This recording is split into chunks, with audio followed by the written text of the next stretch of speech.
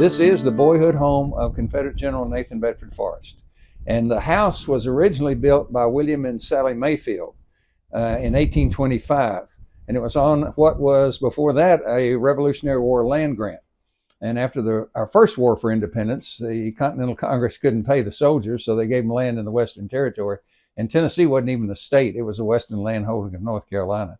But General Forrest and his twin sister Franny were born over in Chapel Hill, which is about 6 miles east of where we are right now. And then when he was 9 years old, his father William bought this house from the Mayfields and 81 acres out here and moved the family to this location. And the Forrest family lived here for only 3 years, from 1830 to 1833. And then his grandfather Nathan, that he was named for, had gone down to northern Mississippi for the Chickasaw land purchase.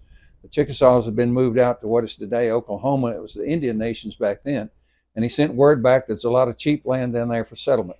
So that's where the Forrest family went. They got tired of breaking off plowshares and trying to clear out the rock in this part of Marshall County.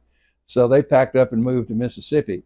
And then this house actually had people living in it up through the early 1960s. And it never had electricity or running water. They had wood burning stoves. There's a well down there at the end of that road, hand dug well, which is still lined with rocks today. And then it was abandoned and just used for storage on the farm. And then in 1972, the state of Tennessee bought this house. It was abandoned and was going to make a little satellite park for Henry Horton State Park, which is just a few miles away from us, and actually started working on it.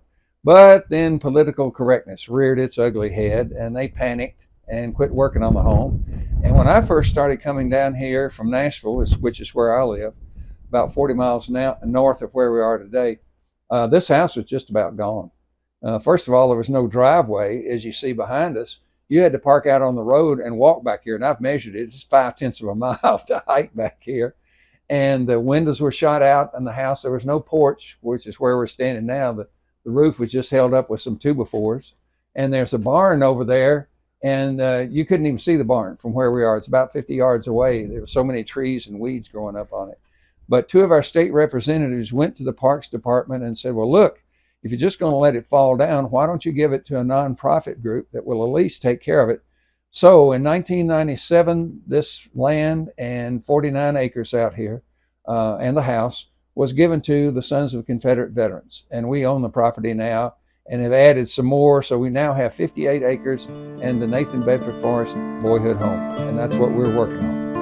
From the bright sunny south to the war I was sent, ere the days of my boyhood I scarcely had spent. From its cool shady forest and deep flowing streams, ever fond in my memory, ever sweet in my dreams.